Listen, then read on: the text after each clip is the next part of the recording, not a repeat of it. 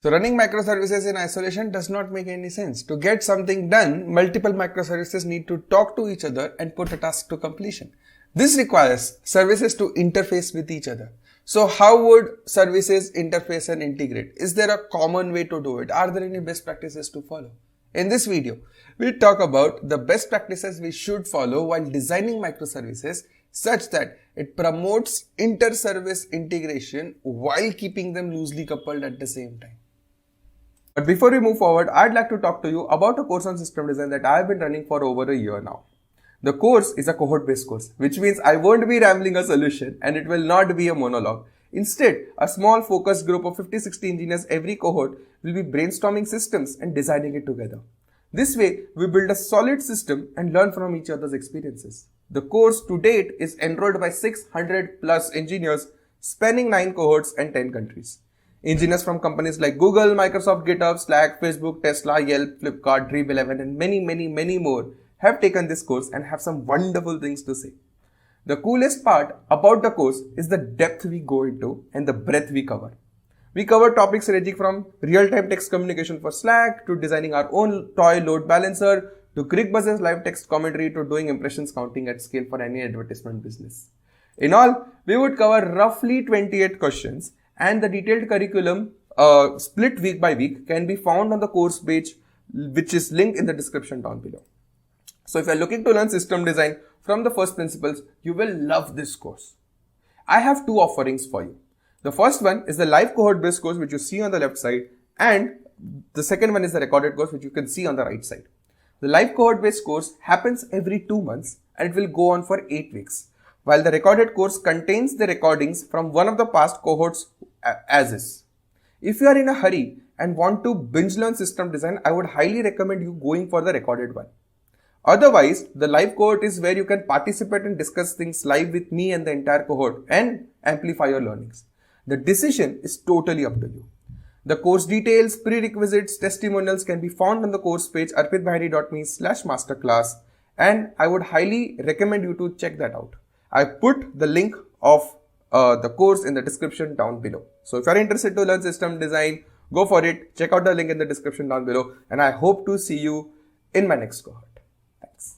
So the true power of microservices is unleashed when we make them work together, we make them work in sync, we make them integrate with each other. Right? So there are few key things to remember or best practices to follow in order to ensure that we are keeping our services ready for integration. And it would make life simple for everyone who is integrating with it. Right? 4 things to consider. First of all, forward and backward compatibility. This is one of the most critical things to consider or to have whenever you are designing a microservice. So any changes you roll out has to be forward as well as backward compatible. So you cannot just on the fly change the type of a column or remove a column or remove an attribute, because that would have catastrophic effect on the services that are interfacing or integrating with you. Right. So 3 key places where you should be very proactively thinking, hey, are these backward compatible? Are these forward compatible or not? First of all, database migration. So we are using, let's say we use relational database. It holds true for non-relational as well. But if you are using relational database, ensure that if you are adding a new column, removing a column, or making alterations to a column, they are all backward compatible. Some of these changes are not backward compatible, but that's what you have to keep in mind, that doing some things that would break your forward compatibility or your backward compatibility is wrong. So first place, database migrations. Second is API responses. So you have exposed a REST endpoint and people are connecting, or other services are connecting to that REST endpoint. Now the API response that you send or the way you are accepting the request, it has to be backward compatible, which means let's say if you are accepting a request with some particular query parameter, and now you'd say no, I'll stop supporting that and now use another query parameter. That is wrong. You cannot abruptly change the way you are interfacing overnight, because it would break the consumers or other services which are depending on it. Third, messages sent in asynchronous communication. So obviously synchronous, like the previous one we discussed where it was synchronous communication. REST API being exposed and people using that to talk to microservices.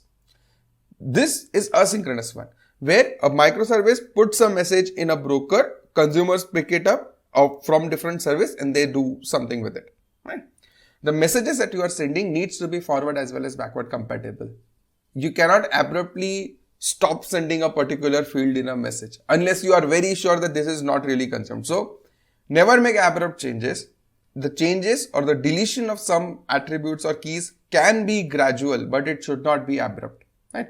Always keep those things in mind. So some do's and don'ts around ensuring backward compatibility and forward compatibility. First of all, try to never, I'm using a very strong word, but in most cases it would not harm if you just continue to support a particular column or an attribute. Right? So never change the type of a column or an attribute overnight, because if that would happen, the depending services would falter. Similarly, never delete a column or an attribute. These are two very basic things that we ensure. We would almost ensure forward as well as backward compatibility. So never delete a column or an attribute in the API response, message passing or database. Have this in your day-to-day checklist, that whenever you are making any changes in your API response or your database, just ensure that, hey, will this break something? Will this break anything that is consuming it? If it does, leave it as is. Add a new column if required, or add a new attribute if required. Right? Second, make API interface tech agnostic. So our IT field is very amazing. Every 15 minutes, 30 minutes, something new things come up. Right? And it's always tempting to go for newer technologies because they are far more performant than the old ones. But what would happen is, if we make a wrong technology choice, what would happen is the way interfacing would happen would be coupled to that tool, framework, library, whatever you are using. Right? So whenever you are picking a particular technology, ensure that the way you are defining your interface, it has to be technology agnostic. For example, if I am using a particular library to expose an RPC endpoint, it should not be the case that the other services who has to integrate with this has to be written in a particular language with a particular library on a particular tech stack, because this is going against the rule of microservices, where what we want things to be loosely coupled. We want services to make their own decision. A quick example. So let's say this is your the first microservice, that the service that you are writing is exposing an RPC endpoint with a marshalling format that can only be understood by a library that is written only in Java and would work only with MySQL as a backend. Just giving random example, but you get the intensity of the problem. And the other services has to be written in Java with that specific library using MySQL as a backend. No. Never use a technology that would keep you very closely coupled with, or rather which would demand other services to be written in a specific way. That is a very poor way to design microservices, because we are stealing autonomy from other service. Every microservice needs to be autonomous. They need to be able to make their own decisions, but this is not allowing them to do so.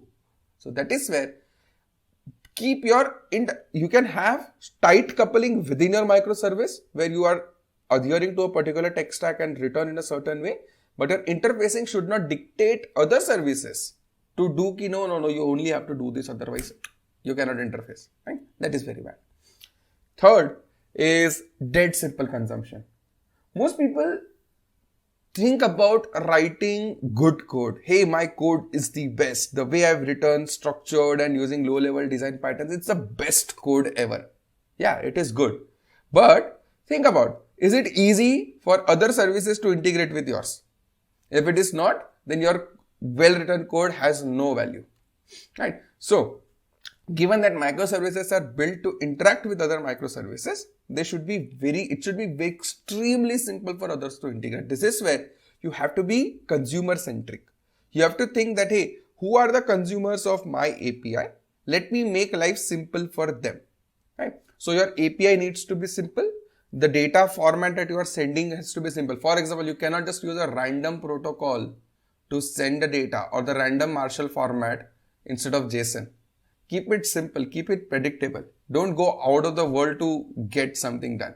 So integration with your APIs or your microservices needs to be simple enough so that it promotes integration. So if the way someone has to talk to a microservice, it's super complex to set up or super complex to understand, people would not use it. And you can see it in day-to-day world with a lot of APIs being available by SaaS providers or software as a service that happens on the internet, like people build companies around it.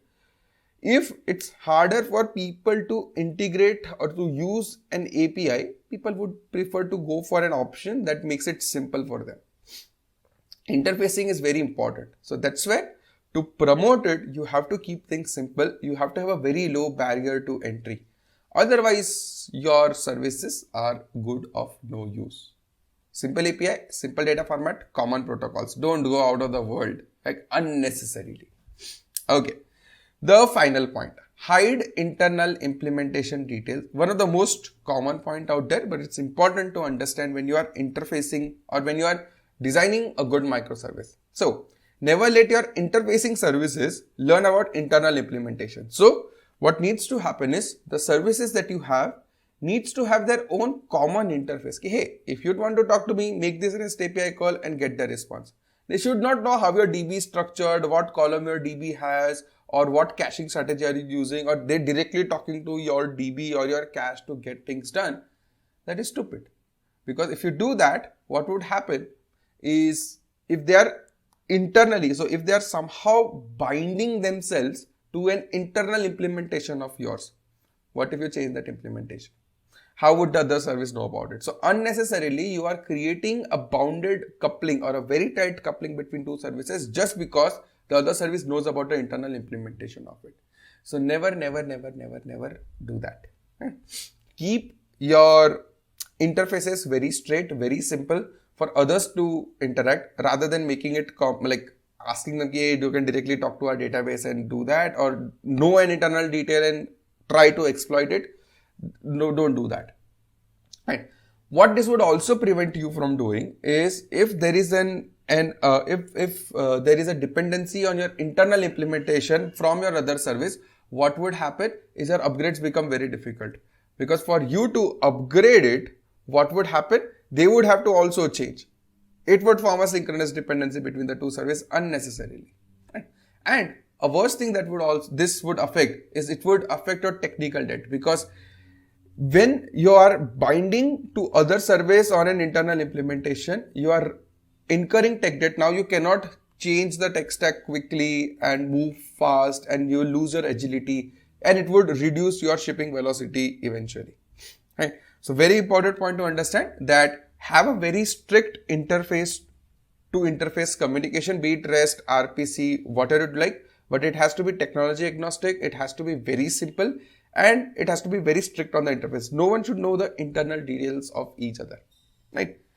Okay. That's it. These are the 4 key points that you should definitely be or 4 key points and best practices that you should follow while designing microservices in order to ensure that your microservices interface and integrate with each other very easily. Right? Nice. So yeah, that's it for this video. I hope you like this one. If you guys like this video, give this video a thumbs up. If you guys like the channel, give this channel a sub. I post 3 in-depth engineering videos every week, and I'll see you in the next one. Thanks a lot.